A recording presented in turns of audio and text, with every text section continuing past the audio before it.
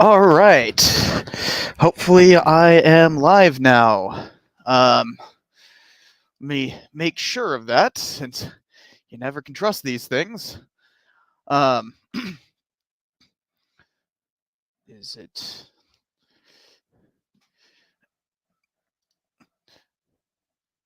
How come it says that it's still upcoming? I should be able to go into the thing. Uh-oh.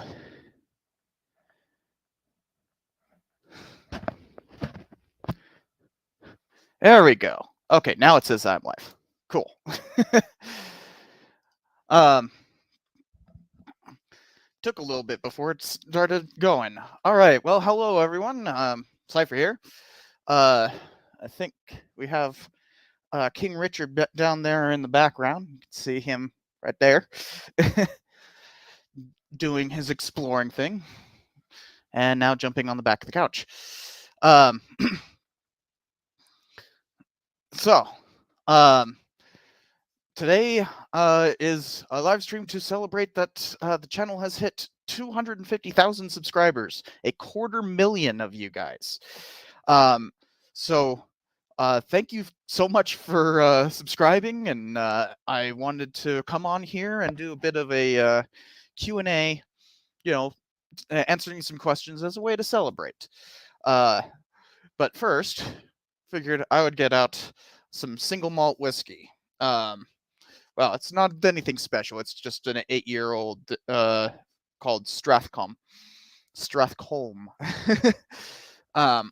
But you know, to celebrate. So, hold on.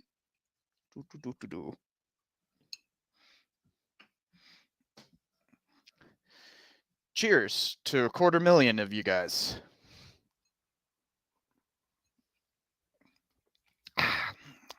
That's good stuff. So, how this is going to work, I am going to be answering some questions from Patreon first. We have 1, 2, 3, 4, 5, 6, 7, 8 of them. So it's going to take a little bit before I can get through those, and then I will start answering your guys' questions from the live chat. But not until I can get through these. And thank you, MSauce. It's been quite a long time. Some of you may not realize it, but this channel has been around for nearly 10 years. It'll actually be 10 years next March, I believe. So it's been a long time. So thank you for the super chat. So I just wanted to go straight into answering questions, and here is the first one from Andrew Blackney. Asking, why did you name your cat King Richard? Awesome name, by the way. Yeah, he's so funny thing about King, who happens to be sitting right over there on the back of the couch. But King is the name I got that he had when I got him from the pound. They supposedly named him King because he was such a big cat. He's actually a pretty big cat for house cat standards.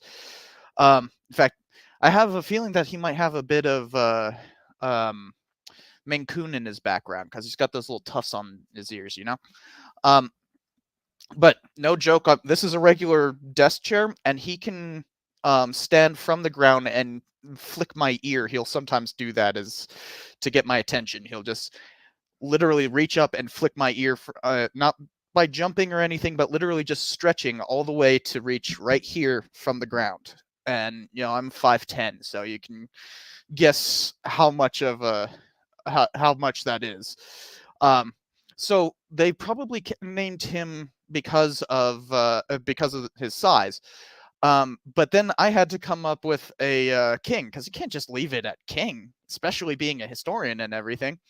And no joke, I was having drinks with my cohort just after having gotten him, and we were like, throwing out different king names. You know, it had to be a historical king, right? And then my friend Kevin, like, straight up just said, like, dude, Lionheart, duh.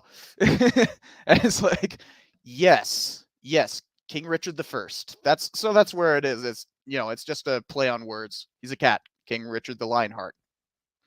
Um, so the next question comes from um, Azarax, who said, do you ever consider joining a political party and becoming a politician?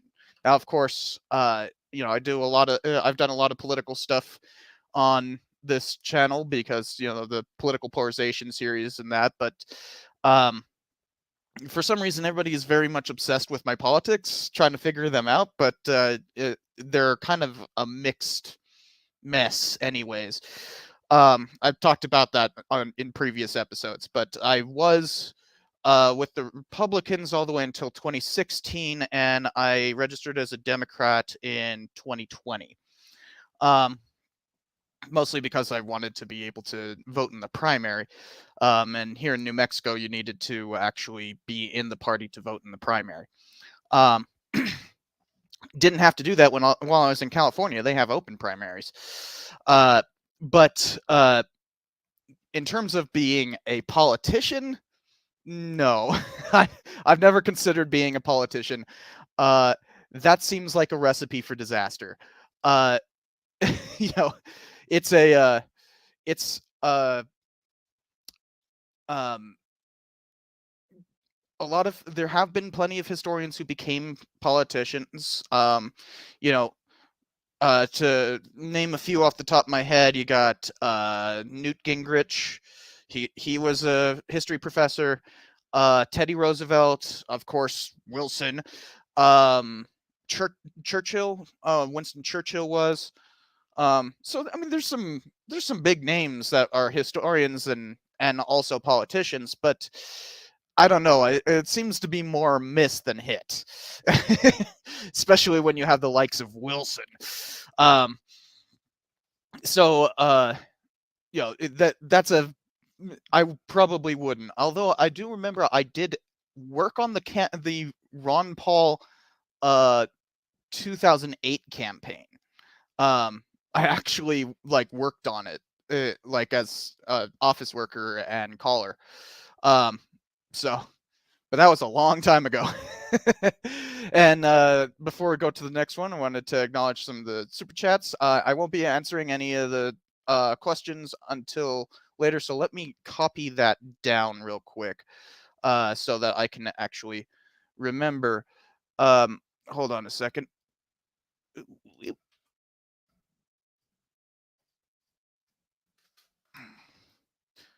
Oh, come on. There we go. So that is from Still Alive. I will get to that question once I have gotten through all of the Patreon questions. And that's actually I do plan on making a video about Teddy Roosevelt in the future. I have done quite a bit of research on it. But we'll get to that in just a bit. Also, thank you, Solrak. Been fans since around 2016. Wow, that's before the Slave Myths video. Um, man, been with me for a long time. For those who don't know, my Slave Myths video was actually what made this channel blow up in the first place. I think I had like maybe 4 or 5,000 subscribers at that before that video came out, and then within like a week I had 25. So that was a crazy couple of weeks. And so those who came before that, that's a long time ago, and that was when my channel was very small. So the next question comes from Ethan Buck, who says, what is your one piece of advice you'd give to aspiring historians? Which it's a very simple thing, but it's also kind of deceptive. Learn to skim read. uh, as a the person who taught me historiography for the first time in graduate school used to always like to say, name, I think, I don't remember his first name, but it was Dr. Hopper at Cal Poly, San Luis Obispo. And he always said, skimming is the art of history. Um, being able to take a book and really dissect it. You're looking for the thesis, the argument, the purpose, and all that. Then you read the intro, then you read the conclusion, then you kind of um, go like dissect it rather than read it just line for line for line. It's actually very complicated to learn it, and you can really only learn by doing. Another Cal Poly saying, but like you just have to get used to reading a lot. That's for instance, today I've read 3 articles and been going through a bunch of 19th century letters that I have to read for my work, for my dissertation. And trust me, reading 19th century handwriting is not easy. So the next question comes from a starving writer. Great name. So is there any historically based movie/TV show that you like but feel they butcher the topic or event it's based on? Does bad history kill enjoyment of media for you? It depends on you know how badly they butcher it, in what way.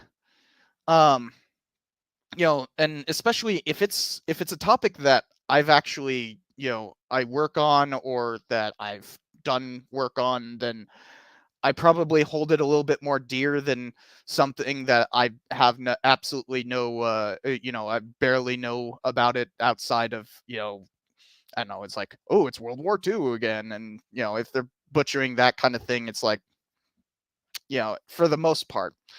Um, but, you know, um, the it depends also on how they get something wrong. Because history itself is a story, right? The One of the things that I keep seeing people just do not seem to understand is history is the story of us. It's our story, and um, when you have your own story butchered right in front of you, that's a bit disconcerting. Um, but at the same time, there's also ones that are just you know like a perfect example of a movie that absolutely butchers the facts, but I adore it. Um, Walker from like 1987, I think it is. Walker 1987. Am I right? Boom, got the date right off the top of my head. um, but yeah, Walker 1987. Um, is there a way to maybe there's a way to screen share? I Well, either way, I've actually done a review of Walker 1987. Oh, yeah, there's a present button. Um, yeah, just don't show these tips again. Screen sharing. Yep, hold on. There we go. Actually, let's do it on that screen. So, this is Walker 1987. Great movie. And they absolutely butcher the accuracy, but they do it creatively. They do it well. Um, you could go and watch my review of that. So there are movies that I do like when they do it poorly. Um, so it's um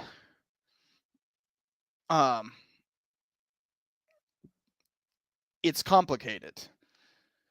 To catch back up with the super chats, hold on a second. So this is Tyler. Tyler already has a Patreon question. So, but hottest take: Franklin was good. Teddy was great. Eleanor was the best Roosevelt. Um, meh, I could I could agree with that. I don't really like Franklin that much. I'm not a big FDR fan, but Teddy, it's hard not to like him. Even even his flaws are, like he was a massive imperialist. He's a white supremacist. He was sort of, you know, quite the bigot. Um, but he just had that manly swagger that that is really hard not to like. Um, you know, even even Teddy's worst enemies couldn't help but like him in person. Uh, and Eleanor, of course, was Eleanor Roosevelt, a heck of a woman in and of herself. So, and then there's Prayer Fire here. Thanks. um, says, what Supreme Court decision do you think compares to the independent state legislature theory in Damage? Wait, they haven't actually ruled on that yet, right? I don't think they've ruled on that thing, so I wouldn't say it's damaging when it hasn't happened yet. Um, yeah, you said next year could be pivotal. I will save that to answer once I get through the Patreon questions. Um, hold on a second.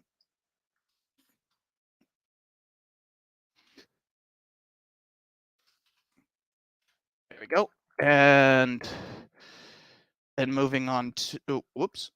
Um, what is your Atlantic Creole says, what is your opinion of Lincoln the movie? I'm guessing.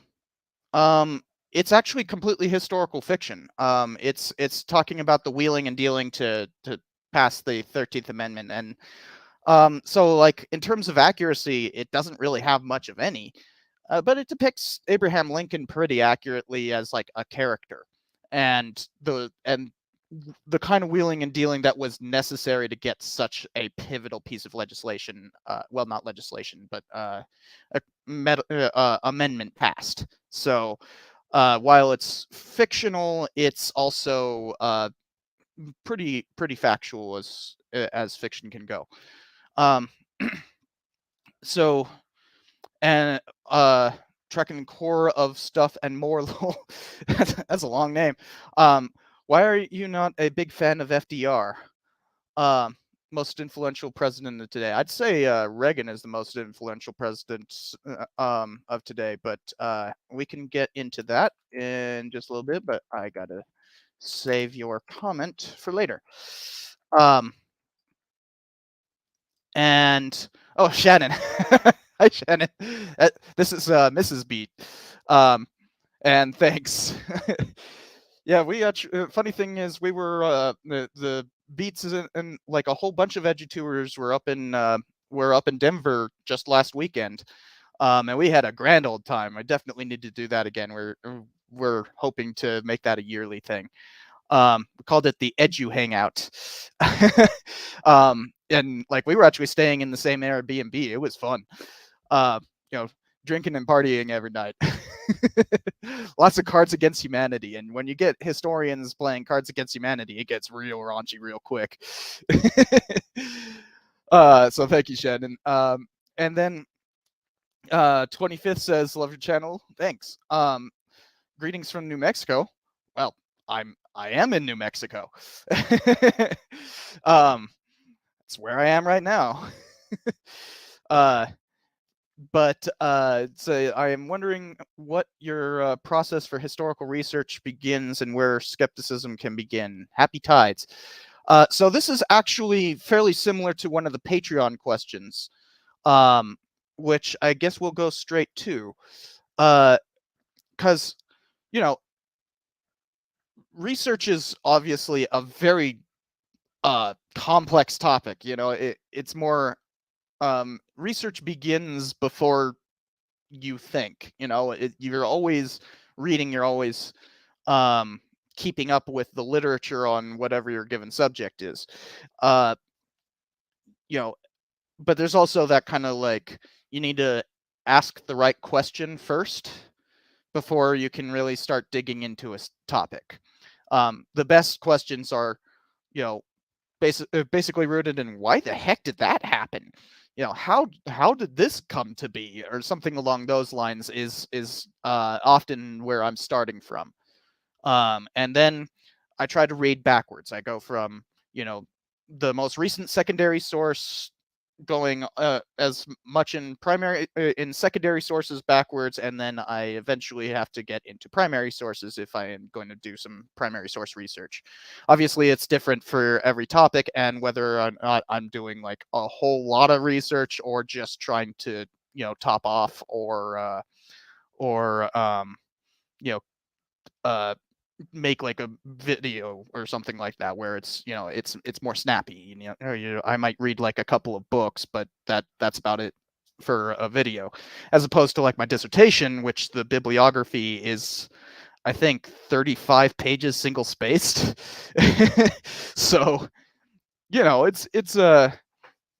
it's complicated. Hold on a second, I've got sunlight coming straight on my forehead. There we go. And so let's go back to the Patreon questions. This is one from Max Orr, who says, well, this is actually like a simplification of his question, but what are your general thoughts on historiography? Like, what's my position? What historiographic position do I hold, and what are my like favorite ones in general historiography? So that's actually a pretty complicated question, to say the least. And it flows perfectly into the next question. But when you're talking about historiography, obviously there's specific historiography for each given subject. My specific subject is American violence in the Southwest during the frontier period.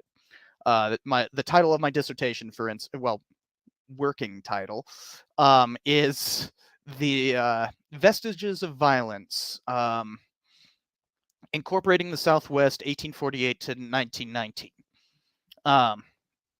In fact, I just recently finished a rough draft of a chapter just before heading up to Denver last week. Haven't proofread it yet, so it's just a rough draft. But that was on the Battle of Ambos Nogales in 1918. So in terms of like more general historiography, though, that has kind of a three-part answer. So generally, I would consider myself a post-revisionist. So to fully understand what revisionism is and orthodoxy, you think of orthodoxy, it's that kind of Whiggish history where we're always progressing, and the nation state is the ultimate form of the ultimate polity. Maybe if you're Marxist, then you see like a ever-present struggle towards socialism and then communism. Or you might be a revisionist who kind of throws all that to the side, and instead of thinking of history as this building towards a nation state or whatever, you think that history has actually been particularly bad, and you mostly critique it. That you use theory to critique orthodox stuff. So you can also be a Marxist there as well. But you might be a Weberian, or well, no, Weber would be definitely in the orthodoxy with modernization theory, where how do we get to that nation state? But post-revisionists basically are neither of those. That instead of focusing on critiquing the orthodoxy, you are instead more just trying to apply as many theories that are applicable to your thing. So it's kind of just a position of no position, right? in terms of specific theories that I use, I often, in terms of more general stuff, we'll get to my work on American violence in just a sec. But um, in terms of the actual, in terms of like the more general theories, I use a lot of postmodernism. So like Foucault, I am a big fan of Foucault. Um, yeah, I've got every book of his. um, the It's especially useful in terms of studying American violence, um, because the whole idea of governmentality, as in like how power is imputed into individual citizens, and they act according to that. Um, so um, there's that. I also am a big fan of pragmatism, which I have actually made an episode on pragmatism.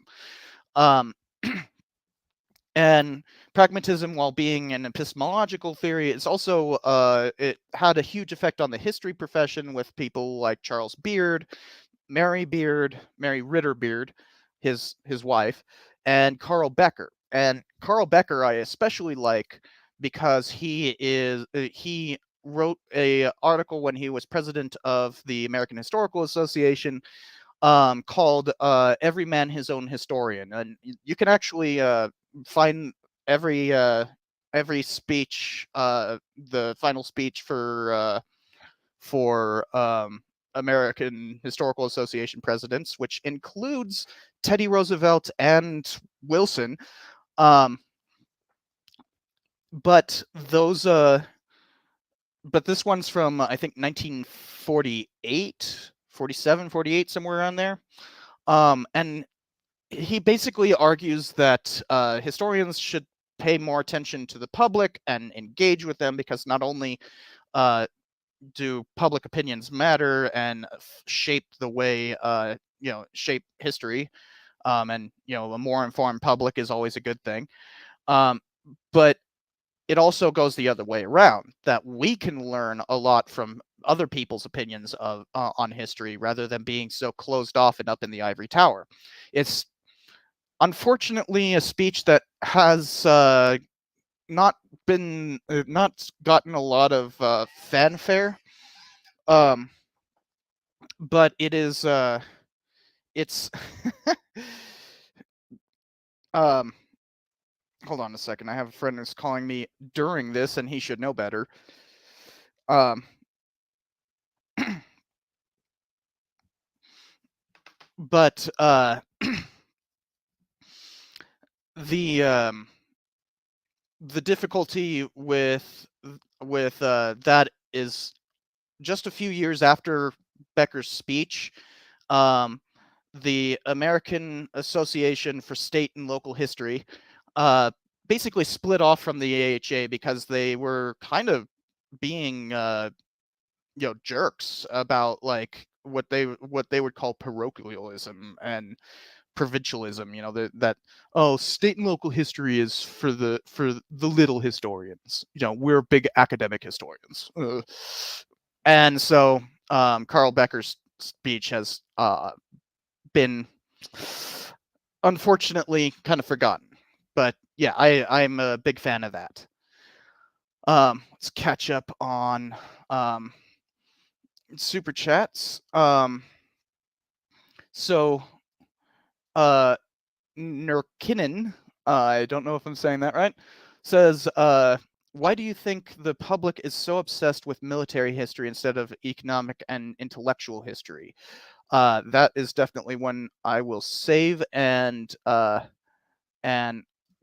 answer it once I come back, once I've gotten all of um, these the Patreon questions answered. Um, but it's a good question because it's complicated, though. Um, so let's see here. We only have two more Patreon questions left. So David Borchin says, where does the current research literature in history stand on the concept of violence? What theories, approaches, and methodologies do you support? Um, so as I said earlier, I study American violence in the Southwest during the frontier period, basically 1848 to 1919. And the um, there's a plethora of theories, but one of the weird things is that a lot of people tend to not realize that that studying violence is its own methodology. That violence is an object that you can use for analysis. And that's one of the key things that violence scholars how to differentiate between somebody who studies violence and somebody who happens to study subjects that are violent. Um, the using violence to as like a cultural artifact, and especially as kind of like a symbol of change going on within society. That's one of the key things about studying violence. That I hope to impute to you know uh, further with my work. So one of the things I made sure to keep out here was this is probably the most important book in my profession. So for people who study American violence, it is it is actually a government report, completely free. You can it's from the government printing office. It was put out in 1969 as a result of a committee created by put into place by LBJ, Lyndon Baines Johnson, um, and it's the final report, or as it says on the thing, the final report of the National Commission on the Causes and Prevention of Violence. And really early on in this book, um, I believe it is 9. Um, where is it? Unfortunately, I read it digitally, but I'll just grab the quote from any number of things. I mean, I've quoted this quote so many times I should have it memorized by now, but unfortunately I don't. Causes and prevention. There we go.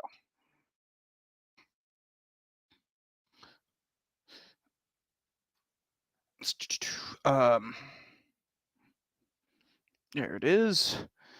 So it is on page 9 of the introduction.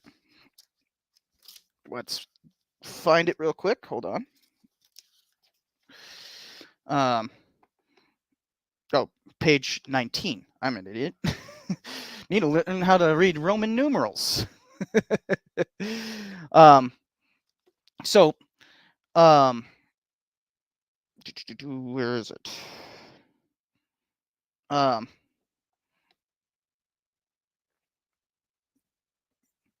Well, I thought it was 9 or 19. Oh, whatever. I'll just read it from here. So, the quote is violence is like a fever in the body politic. It is but the symptom of some more basic pathology which must be cured before the fever will disappear. So, um, basically violence is a symptom of something within society that is causing it, right? Kind of it seems basic, but understand um how radical of a view that is. Uh, but um, so you analyze violence as a symptom of some larger change happening in society, or as like a thing that society is trying to change, but the violence is the thing keeping it from changing. So you can have various manifestations of change from violence. Um, and yeah, there's a ton of historians who are historians of violence, but there hasn't really been a conference or anything for it for a long time. In fact, this book right here, um, violence in America um, is basically they brought together a lot of people from this commission, the 1969 Commission on the Causes of, and Prevention of Violence. Well, started off in 1968, but didn't get published until December of '69. So yeah, um, this book actually became a bestseller for a little bit. Believe it or not, this was one of the best-selling books in America around Christmas time of 1969, which is kind of crazy if you think about it. The people would be buying other kinds of books, you'd think. Um, but they brought a bunch of people from that commission back together multiple times, once in 1978 and again in, I think, 89, 87? When was it? 89. Um, and this is the more up, they basically just updated the original report. This is also basically the last time that there was a conference on American violence. There basically hasn't been one since. And for those who don't know about the crime drop and everything, 1989 was an incredibly violent year in American history. It was the crime drop did not begin until 1991. Um, so in 1991, in 1989 was peak murder rates in the U.S. At least since we've been recording murder rates which began in 1928 with the reporting uh, Uniform Crime Report, the UCR, and that was brought into law in 1928. So they didn't. The first couple years were kind of not too good. So really, it's not until 1930 that we have really good reporting on murder rates throughout the U.S. And from the 60s all the way, from the late 60s all the way until 1991, you see a massive increase in crime.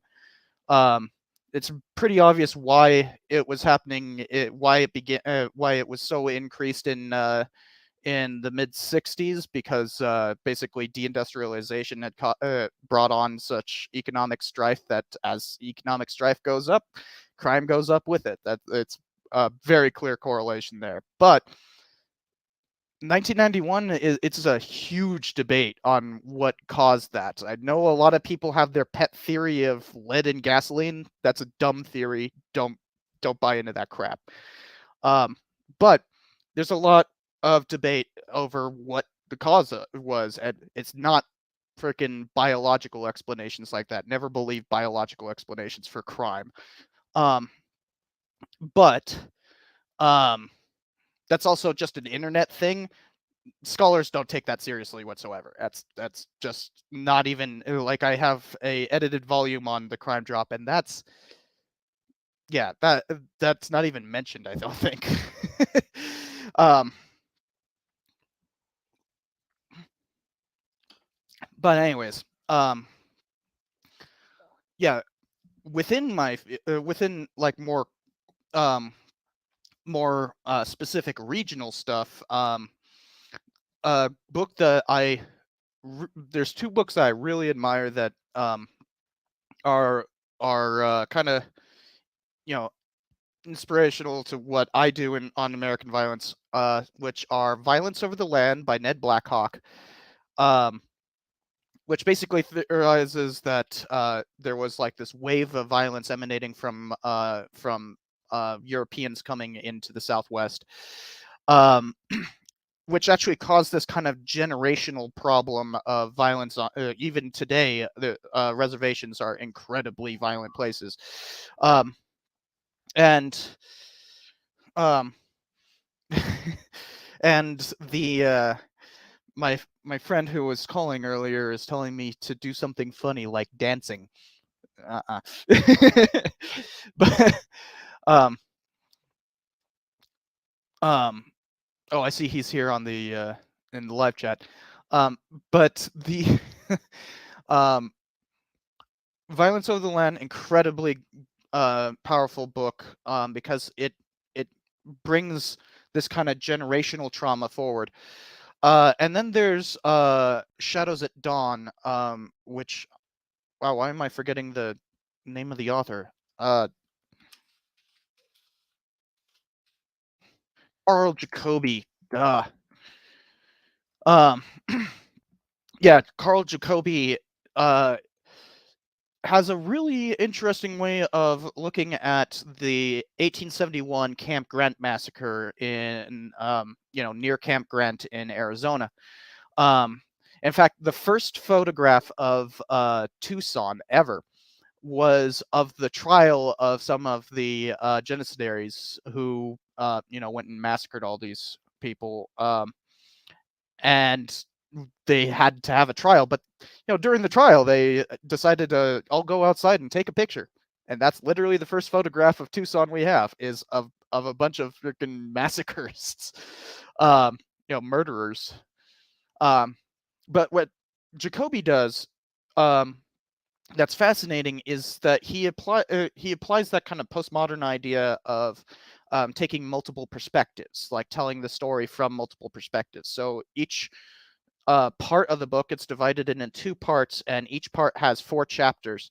And each chapter is from the perspective of um, either the victims or different factions of the perpetrators. So you have the Apaches, who were the victims. Um, then you have Vicenos, who, which is just means like neighbor in Spanish, but like the Hispanics who participated and, had this longer history of violence between Apaches and Hispanics that went back centuries. Um, then the Owatham, Tohono Owatham, who also participated in this and actually did most of the killing.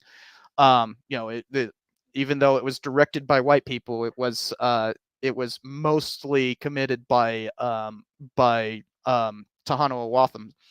And Owatham um, eh, have their own perspective of fighting with Apaches and everything, right? And then finally, the Americano, as in like white American, non-Hispanic white Americans, who there were 4 of them, um, and one of them was William Ory, I think. I don't remember his first name, but Ory, Ouray, or just Y. Um, One of the most prominent citizens in Tucson at the time. And so you have before the massacre taking those 4 different perspectives, and then after the massacre taking those 4 different perspectives afterward, and how they've kind of culturally dealt with it. Um, Fascinating book. It's also extremely postmodernist, which I know a lot of people just hear that word and go, oh, postmodernism is scary. But like, no, it's as simple as taking different perspectives. That's all it is. Um, Heck, my I know I have a dad who is a historian but doesn't like the whole idea of postmodernism, but absolutely loved the book. And then I told him, it's like, I just secretly indoctrinated you into postmodernism. But like, um, it's pronounced Vecinos. Oops, I said Vicenos, didn't I? Um, Thank you there. I'll highlight the comment right there, Monica. Yeah, thanks. Yeah, it's an I, isn't it? Vecinos. Yeah. Um, All right, so before we get to the last Patreon question, let's catch up with the super chats. Hopefully, don't have to go too far back. Oh wow, it's been that. See, problem with asking a historian about like, what's your favorite literature in your field? Suddenly, you get a long speech, don't you? So Ninja Agnostic says, back in uni for history, thanks to folks like you. Hooah. I'm very happy to hear that from folks saying that I inspire them. It's one of the greatest things that I can hear. Looking at potential grad school, given the current state of the world, what specialization can be used to do the most good for humanity? I I couldn't tell you, man. That's That's one of those ones where you got to make that decision for yourself. Obviously I think that the best specialty in the history profession is American violence, but you know that is my specialty, so of course I think that's the most important one. Um, you know, uh, so it depends on what you think is needed. Um, and also just it doesn't you don't have to make your decision based on like what's the most good for humanity. It's more like what do you find the most interesting, and then going from there you can decide how you want to do any kind of public outreach, any kind of charity work or anything along those lines. um, so uh, then we have Swiftlight, who says, if a certain someone, potentially me, put a comment in the Patreon Q&A about 30 minutes ago, might that be read? All hail the Meow King, Richard. Well, if you put it in 30 minutes ago, that was while this was going, so I will just check that. I see you there. Here, hold on. I will put it up on the banner thing, and Tyler, we'll get to your question next. Then after this one, um, I see something. Okay, well, it's too long to put everything on screen. Um, so I'll just read it aloud. So it's if I'm able to still hop on into this as you speak, I am writing on how the 1893 World's Columbian Exposition was emblematic of the rise in consumerism in America, utilizing the works of Thorstein Veblen. My question was, how do you incorporate theorists and other sort of frameworks into your writing slash dissertation? So it's pretty similar to what we've already been talking about here. Here, I will put that little thing here, and that's the question. Um, so the weird thing on how do you incorporate all of this stuff into your work is it depends on the theory, right? The when I'm talking about like postmodernist theory, it's about taking like different perspectives and deconstructing grand narratives and that kind of thing, and like talking about how everything's a social construct built to perpetuate power.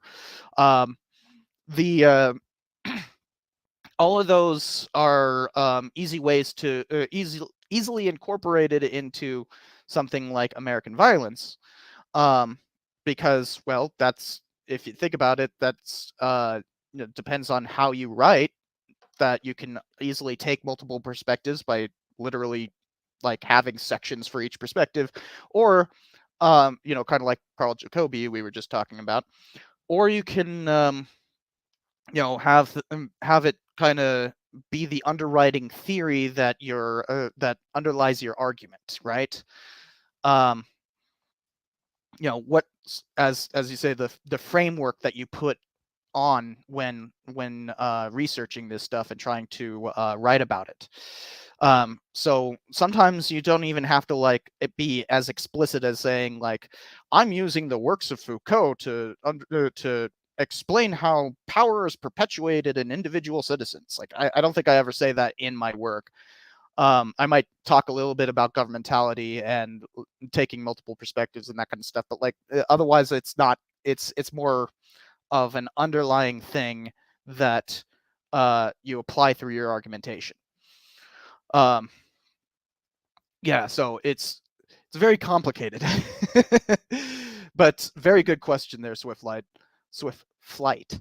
And I think there was a couple more. Yep. Before we get to Tyler's question, the final question. So 255 AD. That seems like that's supposed to be a specific something specific happening, but I don't know anything about the 3rd century. uh, I'm guessing that's one of the civil wars in Rome or something. Anyways, asks, what's the earliest period you'd be comfortable discussing in a video? I'm literally just making fun of the fact that I don't know anything about the 3rd century AD.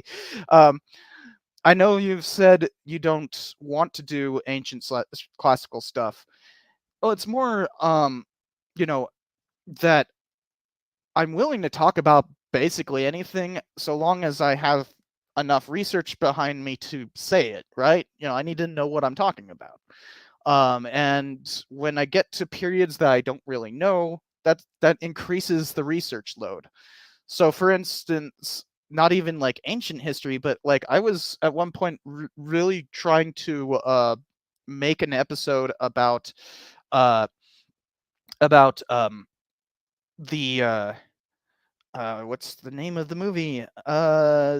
Wind That Shakes the Barley versus Michael Collins. Both movies about the Irish Republican era, starting basically with the Eastern Rising and ending with the Civil War. Obviously, Michael Collins ends with Michael Collins, but I think When That Shakes the Barley ends in like 23 or something like that. 1923.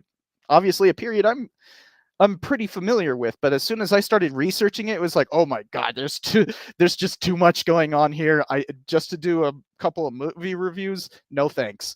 I'm out. I I actually started like talking with somebody who does Irish American history here in at UNM, and in fact, I actually took his copy of Michael Collins and burned that to start the review process and everything. But like, yeah, I started talking to him like, okay, well, what's going on with this faction? Why are these people mad at this person and all that kind of stuff? And they're like, and he's like, yeah, it's complicated. And it's like, yeah, I don't want to even touch it because it's too much work. So that's why I typically stray away from like ancient history and medieval history and that kind of stuff, because it's too much work for me to really dig into, since it's not my topic. um all historians end up getting siloed in some way or another. um and then we have two more. Realize I still have one more Patreon question to answer as well. um So Mike K says, "What's your opinion on historian James Lowen?" I don't know who that is. Um, James Lowen. Um, oh, Lies My Teacher Told Me. I know of the book. I've never actually read it. I actually have a copy, but I've never read it, so I don't know. Um, he did a lot to dispel the lost cause myth. Takes a more sociological approach to history. Yeah. Well, I don't know. He has a lot of books that are just called, Lies My Teacher Told Me, and Lies Across America, Lies My Teacher Told Me 2 and 3. There's 3 of these books. One on sundown towns. Eh. Yeah, I'm not familiar with his work, so I can't really tell you. And finally, well, I'm pretty sure still alive. Didn't you already ask a question? Yeah, you asked a question a while ago. But you also say, do you think historian Stephen Ambrose was a good historian? Also, did you like the brothers? So, for those who don't know, Ambrose famously was a plagiarist, a pretty bad one too. But he wasn't really caught until after he died. So, well, the fact I liked Band of Brothers. It was a fun show. I can't really tell you about the historical accuracy in that because I never researched it. But also, like, for instance, my father refuses to watch that movie because that TV show, just like he refuses to watch like Full Metal Jacket, and the reason being that both of those books are plagiarized, and that's like the greatest sin you can do as a historian. I maybe being a conspiracist is worse, but I see historians pushing conspiracy theories all the time, and nobody considers that to be like the worst possible thing. Um, Plagiarism, on the other hand, plagiarism can straight up make you lose tenure and stuff like that. It is a huge deal. Um, so yeah. Otherwise, I don't have much of an opinion. A great book on understanding that controversy is called crud.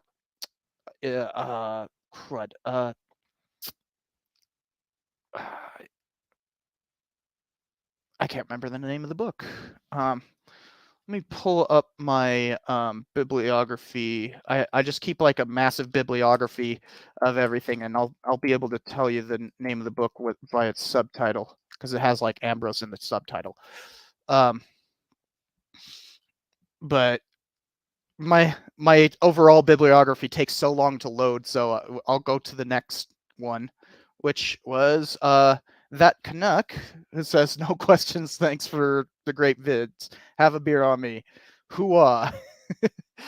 uh, and those are Canadian fun bucks. Well, we're drinking single malt right now, but hooah. Um, which I believe this bottle actually was passed through Canada. Anyways, on to the next one. Another one from 55 AD. What's the earliest period of American, I'm guessing, history have I studied? Uh, Basically the beginning. There's a great book, a really important book, actually, kind of related to a previous question on. It's not really on American violence; it's more on mythology, but it's on how like mythology and violence come together. It's called Regeneration Through Violence by Richard Slotkin. It's actually part of a three-part series. The the next one is like Violent Environment or something like that. I have my bibliography right here. I could just look it up. Um, Slotkin, The Fatal Environment, which covers the period between 1800 and 1890, and then finally Gunfighter Nation, which is about mostly the 20th century. And the central idea is that the American myth is that the American frontier myth is essentially regeneration through violence. Um, I've talked about it in previous episodes, and that it's a very useful theory, and it's also incredibly important for understanding American mythology. Is a great way to also understand Hollywood movies and that. So yeah, about as early as you can get, the colonial period, and I've also done a ton of looking at the initial um, the initial Entrada during the Coronado expedition, and uh, all the different Spanish stuff coming up into what is now the Southwest.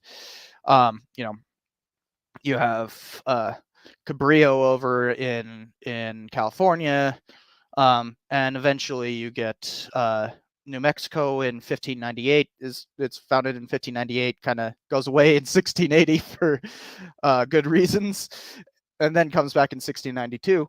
And then California isn't founded until 1769. But 1598 is before any British colony in what would become the U.S. So, uh, the oldest capital in the U.S. is just 60 miles north of here. At Santa Fe. Santa Fe was founded in 1610, and realize Jamestown was founded in 1607. So literally 3 years later, they're already founding a new capital in New Mexico. So like that's how far behind a lot of the English colonies were. Um, and this is so the next one's from Moonring Laughing. Would you ever do a video on Arizona history? Uh, Probably. I the chapter of my dissertation that I just finished is on Arizona history, so yeah. I you know, I do a lot. I study the American Southwest, and Arizona is definitely part of that. Um, I don't know what I'm going to do in terms of all my dissertation stuff. I might turn a lot of those into videos. I have a lot of footage from Nogales when I was down there. Um, and then when I went back down there, I went down to Hermosillo and by way of Nogales. So yeah, I've spent a lot of time down there, and I have a lot of footage, so I could potentially do something about that. But I don't know what. So let's finish the Patreon questions, and then I can go back to answering the super chats that I saved away. Um, and this one's from Tyler, who asks, "What is the best way to discuss trans history?" This is actually, she explains a lot more than it, than that, because there's a problem in not just trans history, but any kind of queer history, that you get you have this problem of people basically trying to find queer subjects and you know inferring from things, like, oh, this person did a cross-dressing show in the 1850s and he must have actually identified as a she. And no, that's not, just because people like to cross-dress doesn't mean that they're trans, right? um Another example is the like Abraham Lincoln, for instance, uh writes about having slept naked with other men, right? That seems like, well, that's, he must have been gay, right? But no, actually, it was pretty common that people, when traveling together, would, sleep in the nude right next to each other, like they just didn't care. So like, there's also this whole thing, the what's called the sentimental style, that people just kind of wrote very lovey-dovey letters to each other, even though they didn't, there was clearly no sexual relationship there. Um, you know, I talk a little bit about this in the Hamilton episode, where people have made a lot of inferences into Hamilton being gay. Um, and no, he's that's just the way he wrote. That's the way everybody wrote at that point. Um, but there's also, you know, trying to find those kinds of subjects is real difficult. I mean, there were trans men in the American West, right? That we have clear examples where, you know, the death certificate clearly lists the person as female, even though everyone talked about them as being male. There's very clear examples of that. Um, but you have to be real careful about queer history, because it's you don't want to just be lying to do that, but you also want to emphasize the cases that did exist. Um, a great historian on gender in the West would be Susan Lee Johnson. She was um, oh wait, did I just miss? I don't remember if she's a she now or a he. I'm gonna go with she. But yeah, no, I think she's just a lesbian. Yeah. Um, but anyways, Susan Lee Johnson was just president of the Western Historical Association. I was at WHA in October, in San Antonio, and the main topic that she brought on, like, a panel to talk about queer topics in Western history. In fact, a lot of the panelists weren't even historians; they were like sociologists and stuff like that. And um, it was no, if you would like to check out how um kind of a leading light in gender in the West, in the Western U.S. That's a great one. Uh, Another really fun one to read is I think it's Sex After Fascism or something like that. Hold on a second. I'm pretty sure. Um, Sex After, right? Yeah, Sex After Fascism, by Dagmar Herzog, um, where it talks about like Weimar um, sexual trends, and then like what Nazis really were like, because you'd be surprised how permissive they were of homosexuality, so long as you're white. But the and then like how perceptions of Nazi sexuality and either prudishness or lasciviousness have played huge political roles ever since. Um, you know, Great book. Um, but yeah, it's just like anything where you gotta look at all the different kinds of all the different theories that are in the field and try to learn about them. The only trans specific book that I can name is called Black on Both Sides, uh, by for this question I actually downloaded the book by C. Riley Snorton, and they're non-binary, by the way. So Snorton, they basically theorize that you know transness is yeah, here's the thesis. Blackness is, it's on page 2 of the introduction, is blackness is transected by actually I could just share the screen. Hold on a second.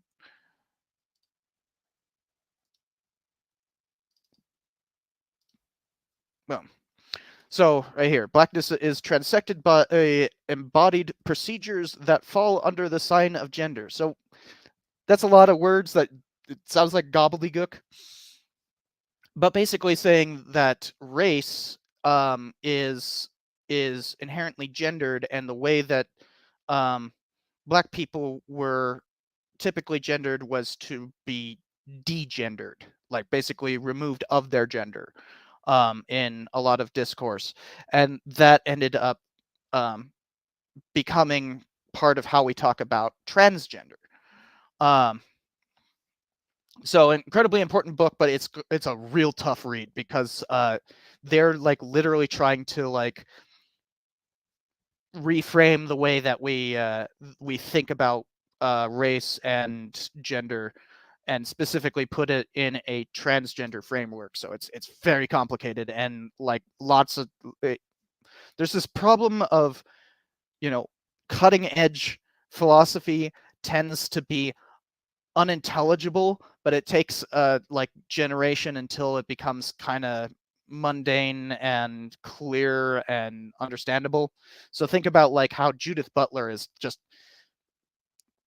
terrible writer, almost unintelligible sometimes, right?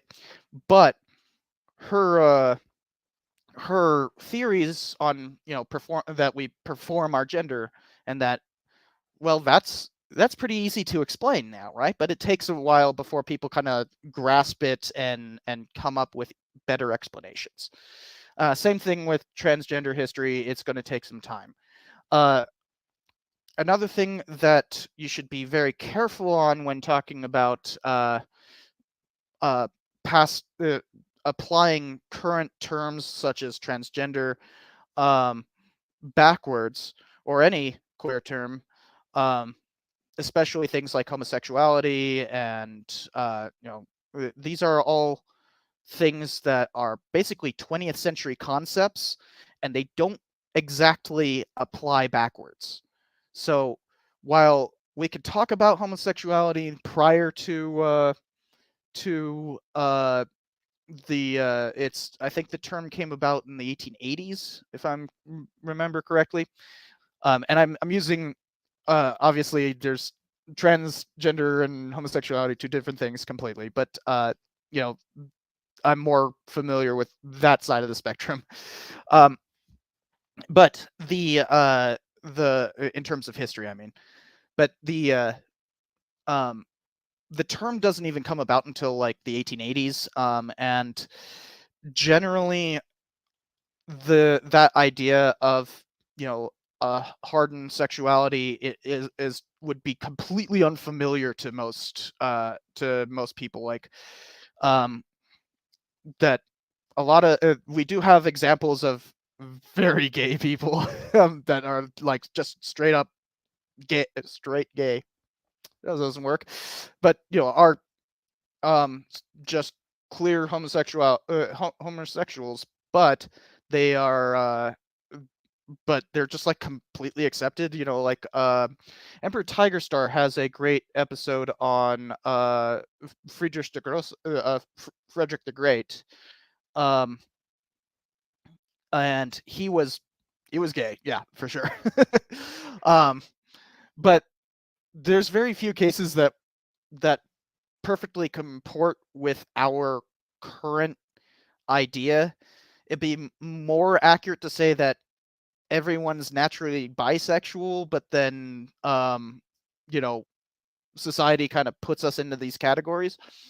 Um, but you know, even arguing that is a complete weird thing. So even the idea of transgenderness um, is a newer thing, and applying it backwards doesn't exactly work.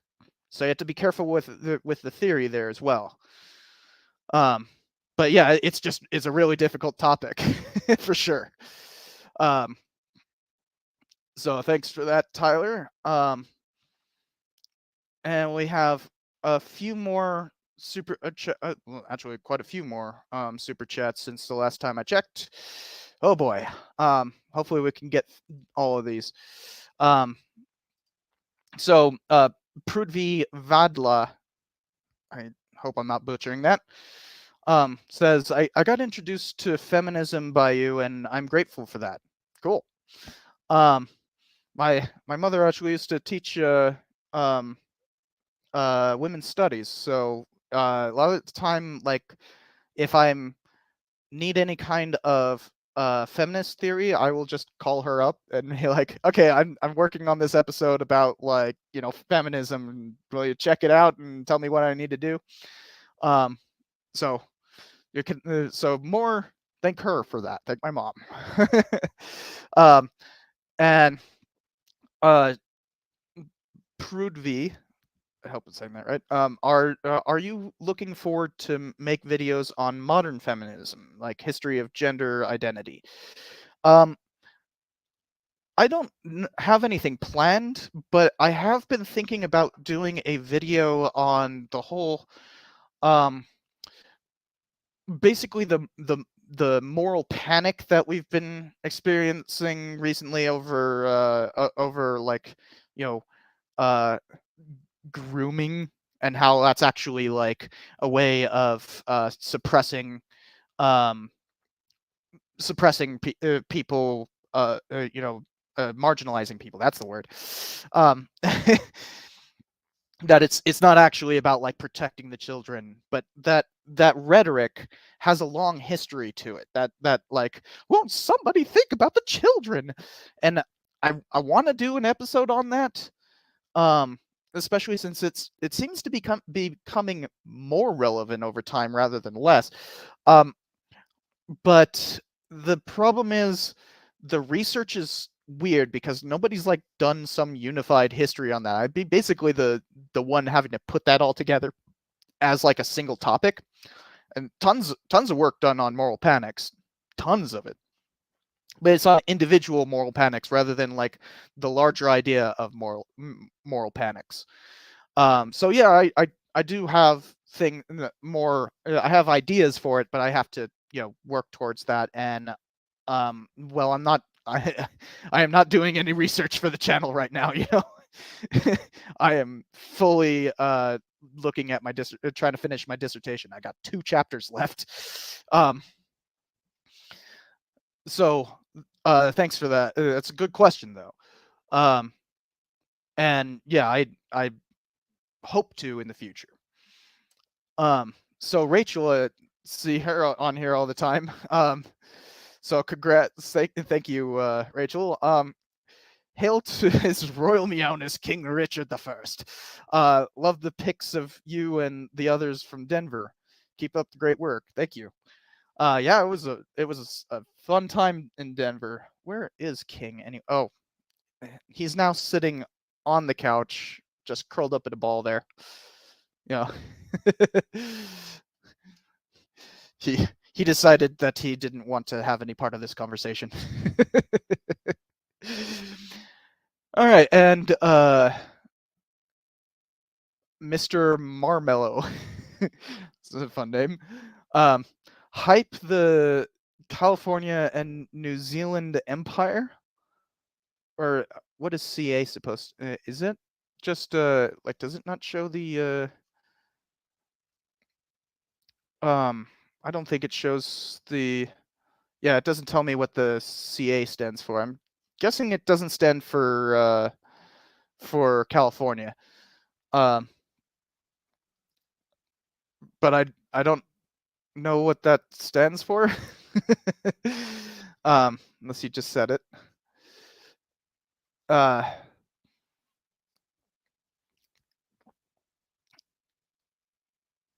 But thank you for the super chat. I don't know what that means, unfortunately. So DC says, would you consider the United States a democracy? Yes, for now. We're working real hard to take that away, but for now, yes. And Still Alive has one more question. I got to get to your first question. But are there any examples of U.S. history where a president just outright ignored SCOTUS decisions? I know Lincoln. Anyone else? Like every president ever. It happens a lot. Yeah, probably the most famous one would be Andrew Jackson, who he didn't actually say these words, but he said something along the lines of like, the Supreme Court decision has arrived stillborn, and they shall have to be the ones to enforce it, or something along those lines. But it's normally rendered as, John Marshall has made his decision, and now let him enforce it. So basically, he said, "Yeah, screw you guys," and that was a president, But it happens all the time. I mean, I'm sure we can find examples of Biden doing it, and he's only been around for what, 2 years. The tricky thing is that, you run the risk of becoming a tyrant, right? So most presidents will not be too brazen with that. Then That Connect says, how do you feel about video games as historical education tools? Do you think they have value, or do they promote too many inaccuracies to be useful? So to play a game, to like assign a game in classes like homework or something like that, I don't think so. But as like an educational tool, as like a review of it, yeah, you can definitely educate through reviewing historical video games. On Twitch, I play every week on Twitch on Wednesdays at 5 p.m. or 6 p.m., something like that. Here, in the afternoon. I play video games on Twitch. I've been playing through Mafia 3, right? You sometimes talk about the historical accuracy of it, often talk about like, how like the things it's mentioning, like the last one, for instance, the radio, in game it has like a radio, and over the radio it mentioned the National Committee on the Causes and Prevention of Violence, and I just geeked out for like half an hour. um, so yeah, and that's actually why I had these books out in the first place, was actually because I went and grabbed them on stream. So yeah, you can absolutely use video games for educational tools, but to sign them as like go play this video game, not really. Uh, there are there's what's the name of the game? Assassin's Creed. Assassin's Creed has done things where they will like recreate a historical setting, and you can basically just tour it. Um, like they did that for ancient Egypt, I believe. No, it was not. It was classical Egypt, not.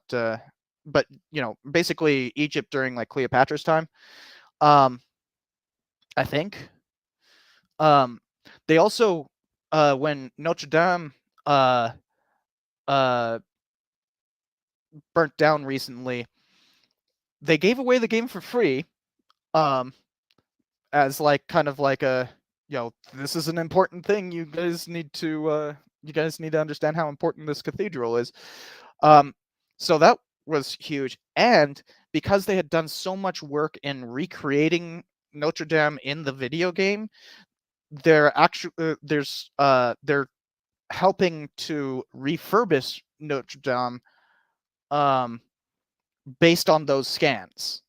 So like, that's real world, not just education but public history, um, that that Assassin's Creed is doing, and we all know how terrible Assassin's Creed is in terms of accuracy. So it's a complicated thing, but it can be used. It's just not 100% of the time. And then I don't know what SEK is. Um, but Jacko Taco says, great name. Ever considered making a video about the history of anti-Semitism or racism and how the hate rhetoric has changed and evolved through time? Yeah, definitely. I have started outlining a episode on how race is a social construct, and um, I need to read more to even to get to even writing. Um, but yeah, I have stuff in the works for sure. Um, in ter- uh, in terms of you know any kind of like specific racism thing, there's another one that I'm working on that's like um the history of red baiting in the United States, um, which Um, for those who don't know, red baiting often is incredibly racialized. It's often a way of basically saying, being r- racist while acting, that you're anti-communist or something along those lines. You see that a lot with McCarthyism, the Birchers, that kind of stuff. But red baiting goes way back, to the point that you see a lot of pro-slavery advocates red baiting in the 1850s. So there's a whole history to that, and I definitely want to cover that at some point. But that's long in the future as well. Gotta finish the dissertation. Um, so I think we finally caught up. Now I can go back and answer the questions that I saved for later. Uh, so the first of those was from Still Alive, saying, "What's your thoughts on Teddy Roosevelt as president? As a president, do you think he was one of our best? Maybe the best? Think we could use another TR today?" Uh, yeah. I mean, I'm a big fan of his 1912 platform, but obviously he didn't get elected in 1912, unfortunately. But he could have really changed things if he became president again in 1912.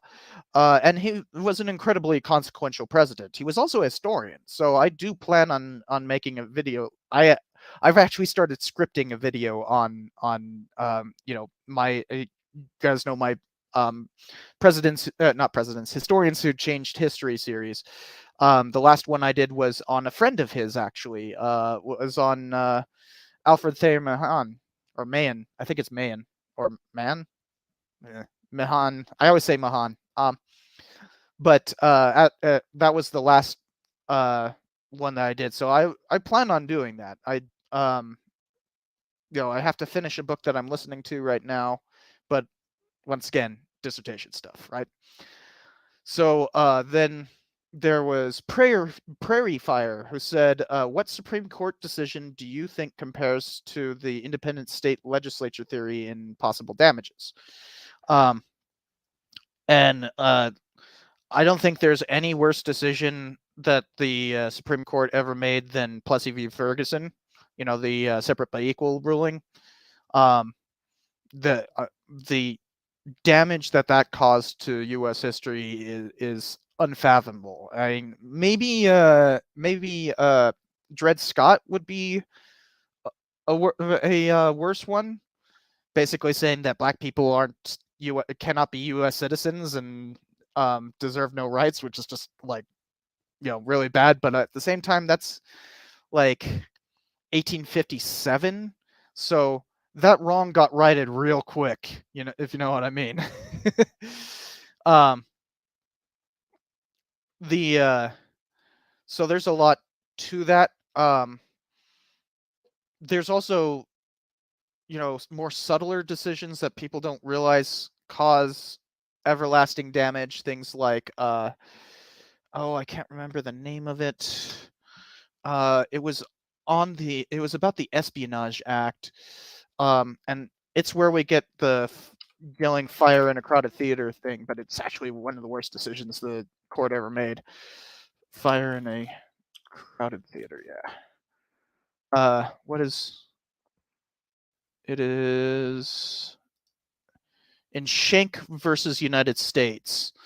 And basically they were saying that protesting World War I was akin to yelling fire in a crowded theater. And so you deserve to go to jail if you protested World War I. Yikes, right? that's really bad. Um, and Mr. Marmel says, hype tea and research fund for Teddy. Yeah, well, I will get to it. I mean, I have written all the way up to his the beginning of his political career. Um, so that includes like his time at Harvard or Yale, I can't remember which one. And his first history book, his time out west, and eventually getting into politics and the weird decisions he had to make along the way. So yeah, I have written plenty on him. It's just dissertation got in the way. So the one of the previous questions I need to answer comes from tracking the core of stuff and more, lol. And yes, or they ask, why are you not a big fan of FDR? Yeah. FDR was an incredibly consequential president, but the New Deal wasn't as effective as a lot of people want to make it out to be. Now, after the war, the New Deal coalition, or often called the liberal consensus, was incredibly good for America, and really defined why we were so progressive after the war. Why we steadily brought on like civil rights, and the welfare system built up steadily. Look who woke up! Hey there, King. King wants to say hello. Um, all hail His Royal Highness. What you doing? Um, so, uh, but at the same time, FDR was a bit of a warmonger.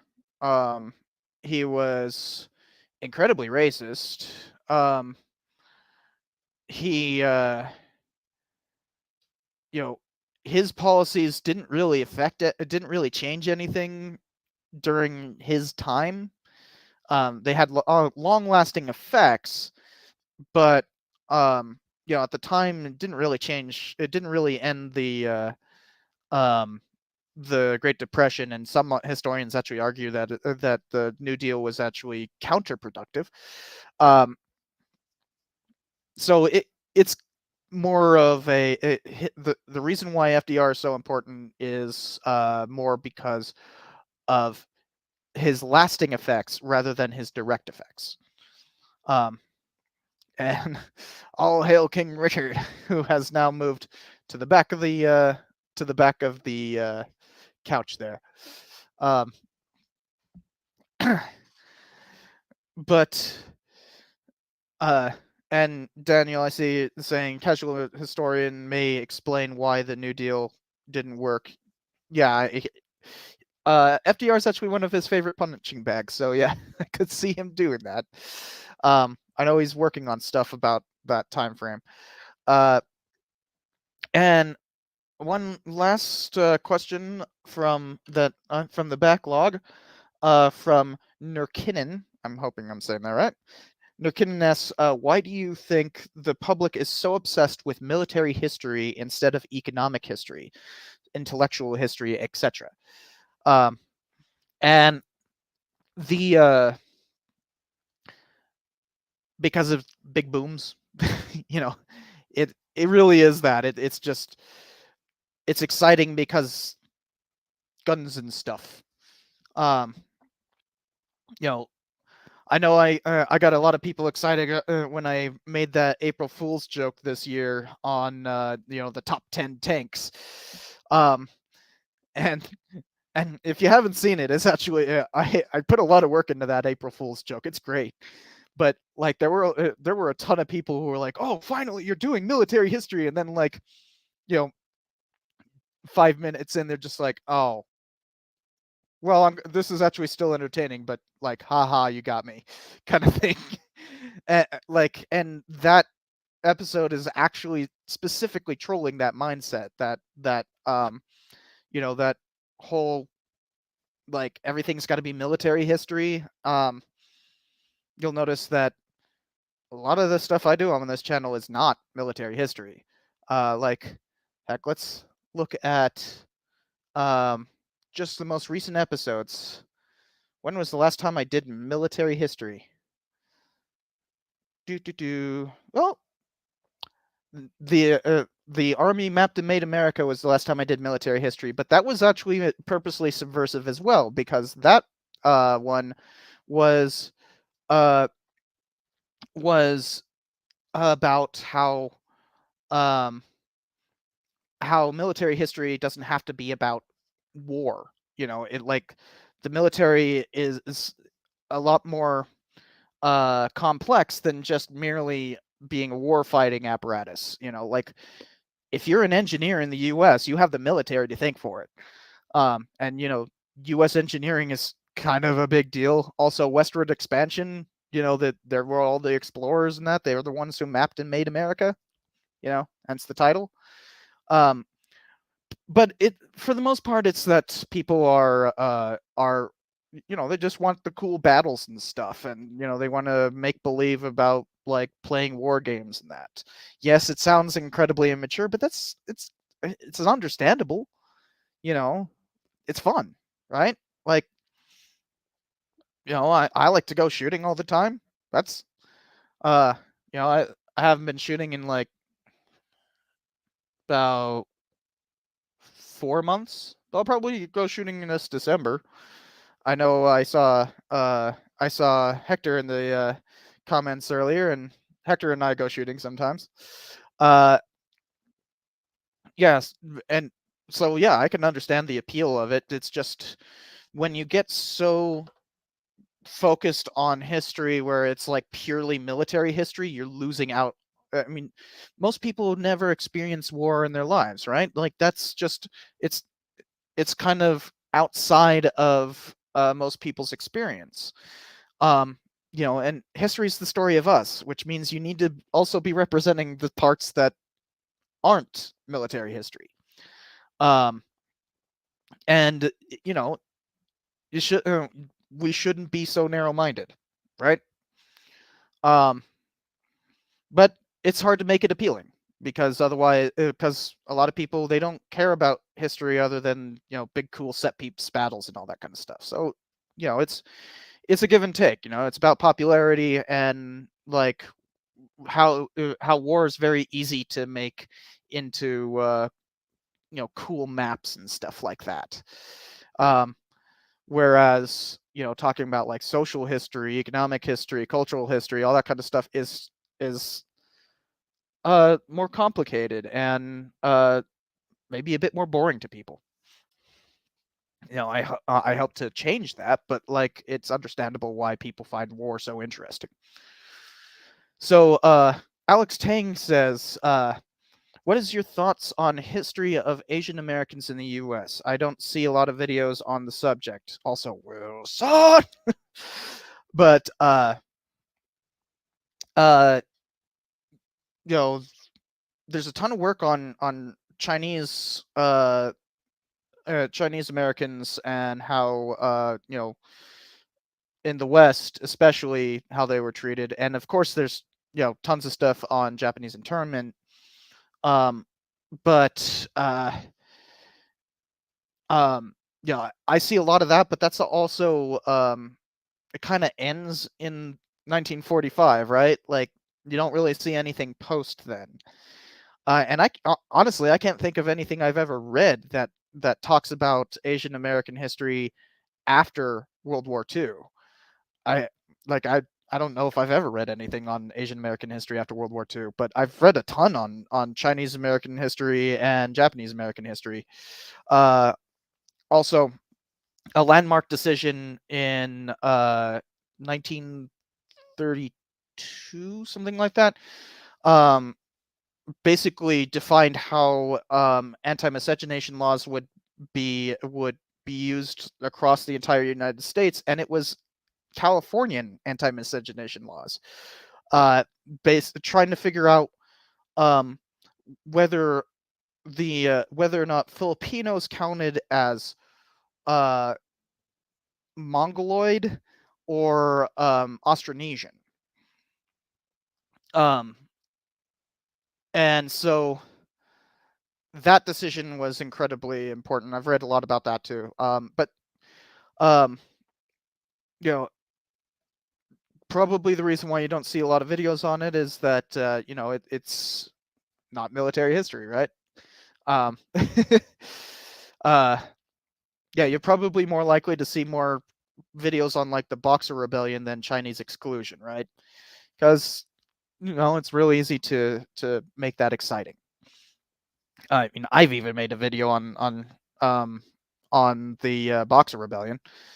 Um, I think. Wait, did I? I don't remember. Yeah, I did a long time ago, 2013. Wow, almost 10 years ago. Uh, but exactly 9 years ago and a month. Uh, so yeah, would be a fun thing to do. I have a lecture that I do in the second half on on um uh immigration. But I do it in the second half, and I'm more interested in finishing, like, getting more of my first half lectures done as videos. I actually have two videos, video lectures coming up, one on the sectional crisis and one on the Civil War. Um, but if we pull up the immigration lecture. I can show you guys. Um, present. Share. Oh, no, no, no. I didn't want that. Yeah, share screen. That's what I wanted.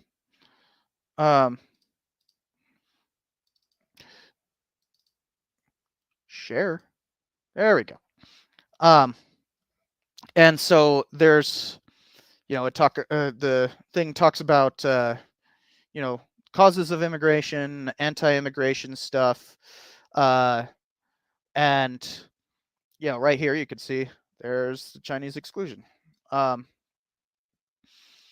The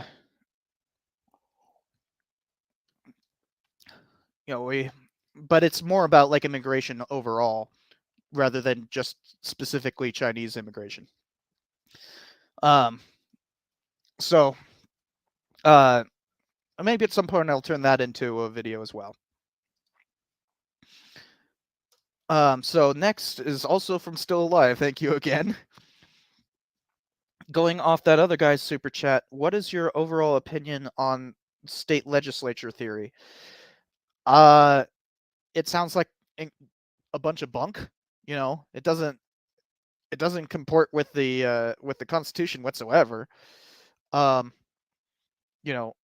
Allowing state legislatures to violate their own constitutions, that's utter poppycock.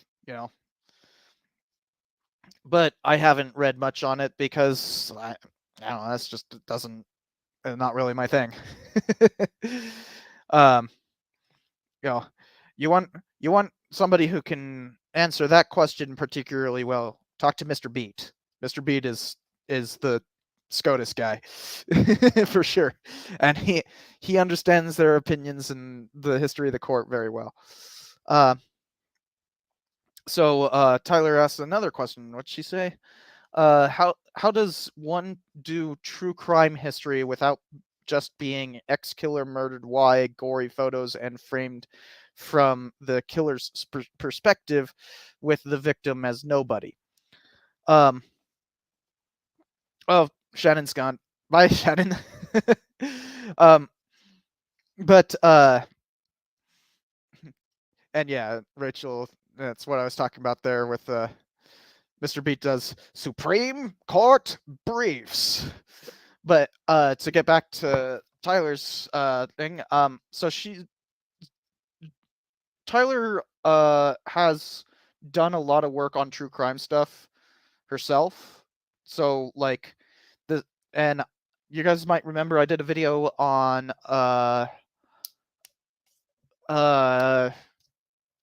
can't remember the name of them, the Moors murders, but I can't remember the name of the murderers. But the Moors murders were what the heck? I should just be able to. Yeah, uh, Ian Brady and Myra Hindley. Like, there's a reason why in Great Britain you don't see people named Myra anymore. But the problem with true crime is that it's easy to fetishize the violence, right? There's been a huge controversy recently with the whole Dahmer TV show, right? And one of the key ways to do it is just not do it as true crime. Like, just don't do it. Like, write a history about murder rather than about write a history rather than like trying to get into their mind space and that kind of thing. Don't do that. Just don't. The difference between like a history and a true crime is that like a true crime novel is going to be more about like getting in the killer's perspective and that kind of thing. You don't need their perspective. Screw them. They're monsters.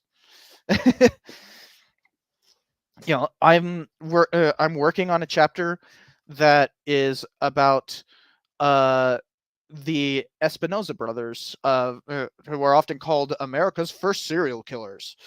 One, they weren't serial killers; they were spree killers. There's a difference. They went on a rampage. They're not serial killers. They're spree killers. Um, but um, there is a bunch of true crime stuff about them, and it's about like getting into their headspace because there might have been penitentes, which is this like really extreme Christian cult sect. Um, that like they do self-flagellation, and they have these really weird rituals of like carrying crosses around the place, and it's just like really extreme. In the 19th century, they actually like lynched two women in New Mexico for being witches in the 19th in like the 1860s. It's like 1868. Like they're they're lynching women for being witches. Seriously? So yeah, if they were penitentes, it's not clear, but like, clearly religion had played a big role. Like their first victim, once they started the rampage, um, they carved a cross in his chest, right? Um, but instead of trying to be like, oh, how did the penitentes warp these people into being mass murderers? Um, Instead, it's more about like, instead of looking at them as individuals, you're looking at the culture as a whole that created them. And when you start looking at the culture as a whole, you're no longer concerned with their being in their mindscape or whatever. That's all bunk. You can't get into their mindscape beyond reading their words, which is pretty sparse. Um, they basically say we're going to go kill all gringos, which all right, that doesn't tell me much.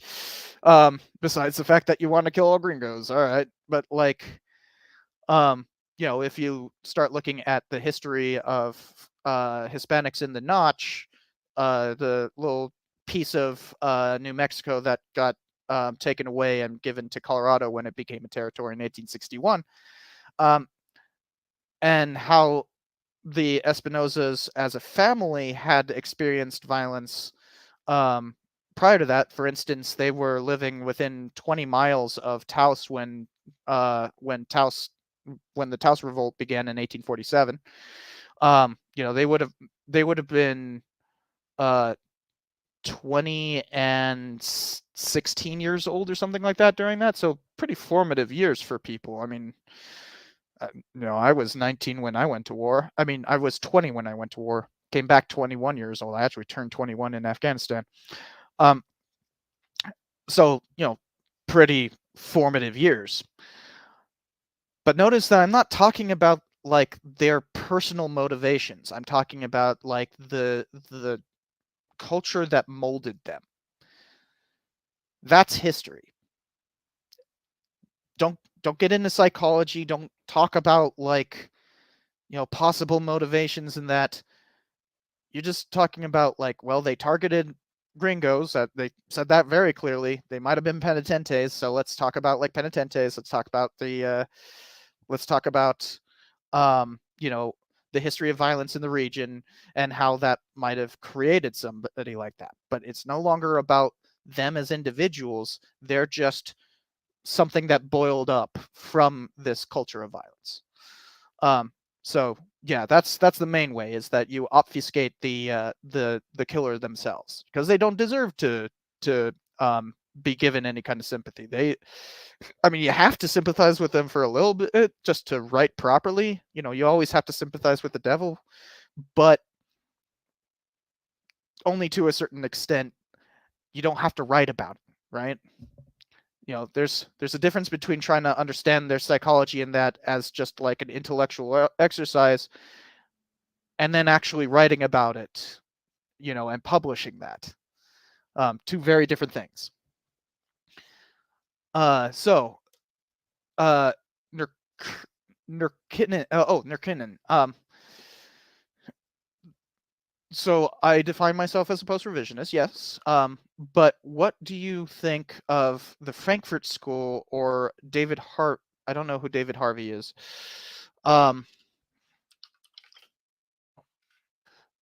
David Harvey, British-born Marxist economic geographer, podcaster. and distinguished professor, podcaster and distinguished professor.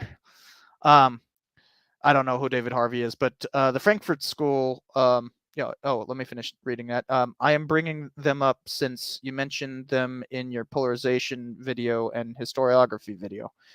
I don't think I mentioned David Harvey. I talked about the Frankfurt School because they're an important, tradition, important framework in historiography, right? Like that, there's a lot of historians who use that particular framework. That critical theory is what it's called, and critical theory, not to be confused with critical race theory. For some reason, people think that those are the same thing, and they're not at all. Completely different things. Critical race theory is some legal theory that, like, I don't know why we even are talking about it, besides a bunch of grifters grifting. But critical theory is basically the idea that the media is plays a particular role in keeping people unaware of their material conditions. So basically, the media is a D-class consciousness rising thing. It removes class consciousness, and that's the underlying theory. But like, the Frankfurt School's got so many different theoreticians within it that it's even my description is a little overly broad, but it's a very broad thing. It doesn't really matter to my work. I don't use it at all. I don't use critical theory at all. It's not useful. I'm not a Marxist, so I don't have any use for that kind of thing. But it's important to understand the various theories within your field. I don't know if I have anything more I can say about it, because I don't really use it. It's just one of those things that you read a few articles while you're going through. I read what is that called? It's like Arcade or something like that. It's from one of the Frankfurt School ones that didn't actually escape the Nazis. The guy fled to Franco's Spain and then killed himself because Franco won. I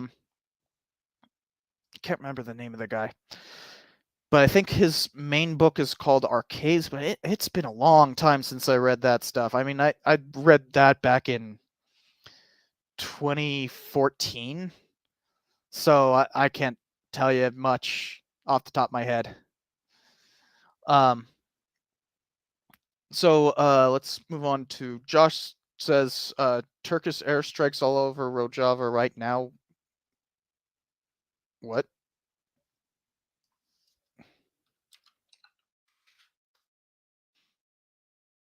Turkey news. Apparently there's Turkey bombs towns across northern Syria after Istanbul bombing.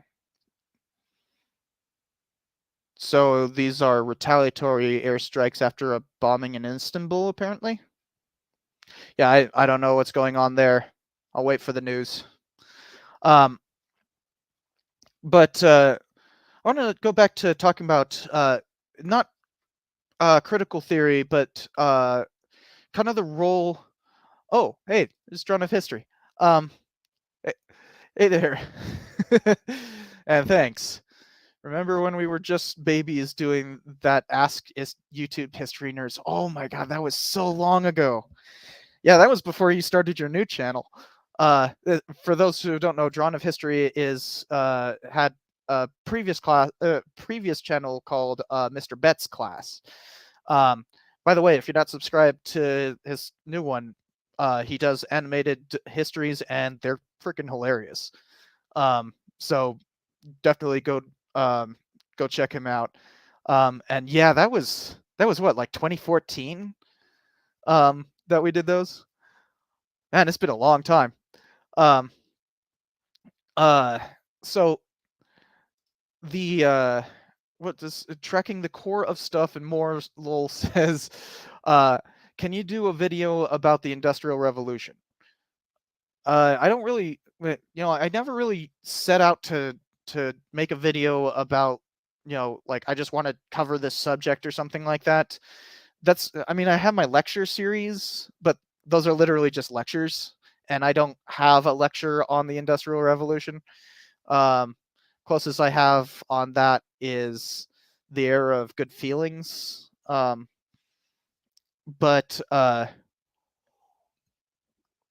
you know, something that I often get people asking me to just cover some subject, right?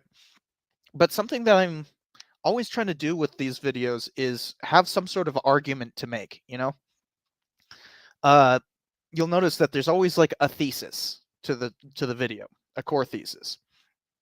Obviously the lectures don't have that, but I didn't expect the lectures to be popular. I I did not put up the first couple as I put them up just so that I would have some sort of content. And then they were really popular, and so I kept doing it. Although the next two lectures will be the first two that I've ever done specifically for this channel rather than for my classes, because this school year I am not actually teaching. I am purely dissertating. I have a fellowship that requires me to finish my dissertation by the end of the school year, so like I need to finish my dissertation, which also means I'm not teaching. Um, so these next two, the ones on the sectional crisis and civil war, are actually the first ones I've done that weren't specifically for a class, because other ones have been basically like, oh, we have a snow day, I'll record the lecture instead. But yeah, this is the first one that first ones of that. But also, otherwise, I'm always trying to make some sort of argument. So, like, just going backwards, the video I put out yesterday, right? The argument is that there's not one Germany. There's not a singular Germany throughout history. That there's many different Germanys. And so the idea of extending national history backwards is false. So this is like an anti-nationalist video. Um, the one before that, the Everyone Hates California and Here's Why. That was last week, and that video is about how essentially it comes down to jealousy, but it's a really interesting kind of jealousy, right? The whole thing is that California is the most powerful state, and so people find problems with the entirety of the country and blame it on California. Um, Accurately or inaccurately enough, it doesn't really matter. The whole reason why people have that hatred really doesn't have anything to do with California itself, besides the fact that it is the most powerful state. That's the argument of the video. The next one, that's 5 videos in one. Let's not talk about that one. But then the next one is systemic racism, and the argument there is that it's the legacy of overt racism. It's not necessarily intentional any longer, but it does have a remaining effect. So, and then there's the movie reviews, which obviously get me into different topics, but it has to have a movie to review. And I obviously have an argument within one of those movie reviews, but the argument is basically, I like this movie. But every video, if you go back, if it's like even ones like looking at that Porfirio Diaz one, right? I say it right at the beginning of the video that the reason why I'm covering Porfirio Diaz, not just because it's part of a larger group Project Dictator, I think that one was. Yeah. But also because understanding the Porfiriato explains why the Mexican Revolution happened, and that's actually important to my work. So, like answering that question is the point of that thing. So I never cover a topic just because, like, here's the Industrial Revolution. It would have to be something along the lines of like, why did it happen? And that's a heck of a question because, well, that gets into another series I haven't really touched for a long time, but the why is the West hegemonic? You know, there's so many answers to it. The last one I did was on guns, Germans, and steel. But the next one, eventually, I have to cover not modernization theory, world systems analysis, the Wallerstein thing. World systems analysis is one such explanation, but each video in that series is like a separate explanation. And yeah, that would be the closest I would come to that topic. So Swiftlight asks, what would you say is your writing process, either for your dissertation or side papers you submit, like to WHA? Sorry, it's focused on writing. uh, well, you shouldn't be working on a writing sample for grad school. You should be using a writing sample that you have already produced. Um, maybe touch up a paper, but you should be using a writing sample that you've already created. They want to see that. They want to see that you have that you can produce on time, but also produce good work. And that's what some paper from one of your classes will show, especially your capstone paper. If you did a capstone, use that. That's what I used. And touch it up, sure, but like, yeah, use that. You don't need to make a new writing sample. But to answer your question, I don't know. Well, first you do all the readings that you possibly can. You'll probably end up having to break writing and read another batch of books because you forgot about some other thing halfway through. But you try to read as much as you possibly can. I try to read as much as I possibly can. I read backwards, so I start with the newest scholarship and then work my way to the oldest scholarship and then go into primary sources. But once you've done that, then you have to outline.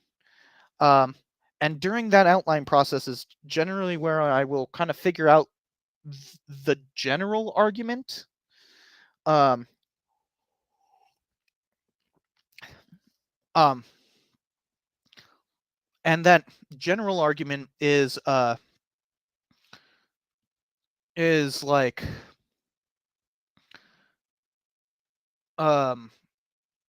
not like your actual thesis. You'll come up with your thesis along the way, right? Like as you're writing. But more like what you want to argue, because that's how you're going to outline it, right? And then something I always do when I'm doing academic papers is not necessarily when I'm writing for the channel. The channel is often like I've just got to brute force all the way through. I'll often make an outline and do all that, but the difference between writing for scripts and writing for like the academic stuff is that typically a script I just write straight through. It's just, and I don't even bother proofreading because proofreading is when I read the script, right? Um, that's typically how I do it. And the other thing is when I'm scripting, often I'm less worried about making errors because I'll catch most of the errors. I still make mistakes. Obviously, there's always a thing in the pinned comment and in the description that's like specifically like it says like reserved for errata because you will make mistakes.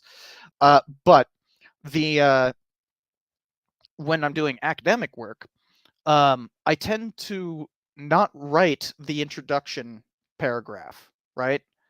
I will literally just put in big bold letters like star star star introduction paragraph, insert later or something like that, and then I write the body of the chapter, the paper, whatever it is, um, and then something that's very useful with this, but why I don't write the introduction is because your conclusion is basically the same as your introduction.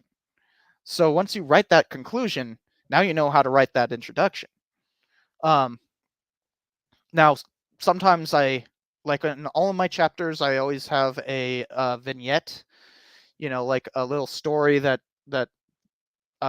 begins it. Like a video example of vignettes is that in my political polarization series, each episode had like a vignette, besides the diatribe at the end. Um, the but like that little kind of like mini story to kind of exemplify the larger story, that's a vignette, and I do that for like bigger works a lot of the time, and that just means I'll write the vignette and then skip the introduction, write the body, write the conclusion, then come back and write the introduction. So like the introduction is basically the last thing I write. Um, so um, that's generally how I do my writing. Um, so we have hit 2 hours, so I'm going to answer these next two super chats, and then I think it will be time to call it a night. So, DC asks, why are you not a Marxist? It's not a theory that, not a corpus of theories that particularly appeals to me. I view Marx as just another economic philosopher rather than some, you know, way of thinking. Um, you know, when you think about Marx as just another economic philosopher, then it's less you know less of a um, important theory. There's plenty of other economic philosophers that I enjoy more. Like somebody earlier mentioned Thorstein Veblen. Um, I think it was Swiftlight actually. I love Veblen. Like Thorstein Veblen is you've probably heard the term leisure class. He's the one who coined that term. And dude was a wild man. He would just like disappear for like months and just be out at a cabin, and awesome. Like he had like some transcendentalist kind of background, but the um yeah, Swiftlight's like another Evelyn lover. He's cool, and like his whole thing about like the leisure class is that that people are trying to get well enough off economically to the point that they no longer have to work, that they no longer have to labor, that they can literally be in a leisure class. Um, and that organizes the entire economy around people trying to have leisure time. Um, and and DC says, I am asking specifically what you disagree with in terms of economics. It's incomplete in terms of Marx. It's woefully incomplete. Henry David Thoreau on drugs. Veblen, I guess, yeah. But Veblen's a economist. Um, but Marx had one thing that bugs the crap out of me is the whole labor theory of value. Like it's you can look up like all the criticisms of the labor theory of value. We don't need to get into the specifics of my criticism of it, but like yeah, there's a lot of problems with the labor theory of value, and that is like the core of Marxism right there. And as soon as you start realizing that that's not a really good way of understanding value, that then that completely changes your ability to follow Marx, right? Um, that's like the key thing that I find a problem with Marxism. Um, and then for the last question is, I don't know who that is. John Mearsheimer, the American political scientist, um, who belongs to the realist school. I like realists. I prefer developing the theory of offensive realism. What is offensive realism? Structural theory in international relations that belongs to the neorealist, blah, blah, blah. In response to defensive realism, offensive realism holds that the anarchic nature of international relations or international system is responsible for the promotion of aggressive state behavior in international politics. That since there's so basically that there's since there's no the theory fundamentally differs from defensive realism by depicting great powers as power maximizing revisionist privilege. There's a lot of there's a lot of words here. I don't know how they're using it. Revisionist privileging buck passing and self-promotion over balancing strategies and their consistent aim to dominate international relations. What? The theory brings important alternative contributions for study. But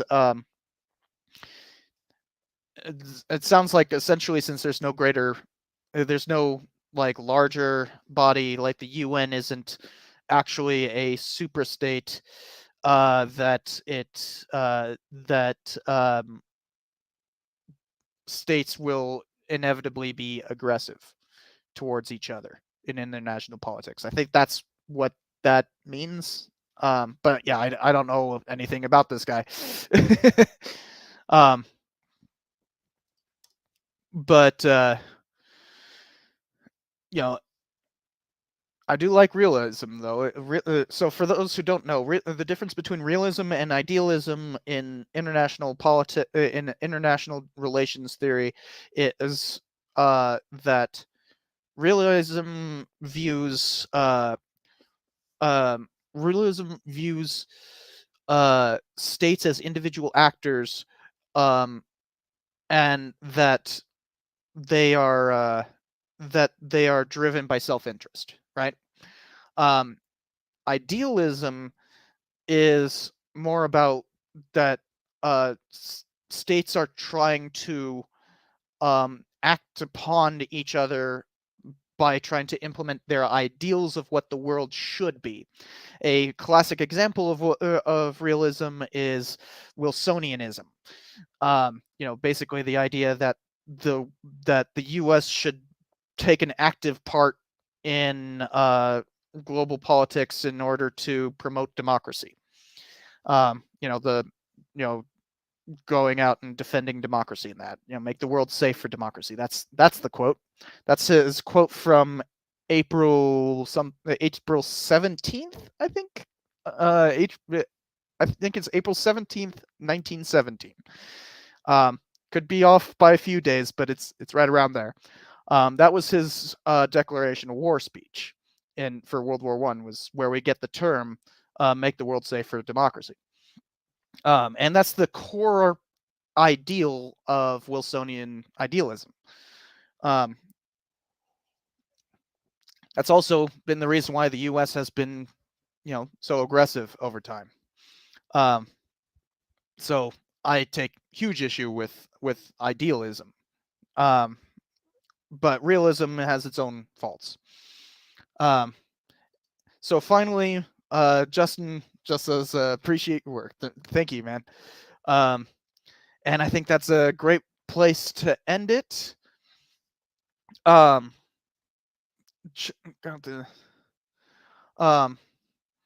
so I hope that you guys got something out of it, out of this talk. It's been fun. And Also, thank you for joining me for 250,000 subscribers. It's been a long time, and next year it'll be 10 years on this platform. We'll see how long the platform lasts, but you know, I'll stick around. Uh, I won't be having. Oh yeah, by the way, for those who go to the weekly Twitch streams, there will not be a weekly Twitch stream next Wednesday because I will be in Las Vegas. Um, you know, families. Um, but I will do the I will be streaming for the next Wednesday. Um, and the next video will be coming out somewhere mid-December, and it will actually be the review of Casino. So stick around for that. USS Chicago says that YouTube will last longer than Twitter. Seems so, right? uh, so it's been fun. Hope to see y'all in the next one, and thank you again for 250,000 subscribers. Let's finish this whiskey.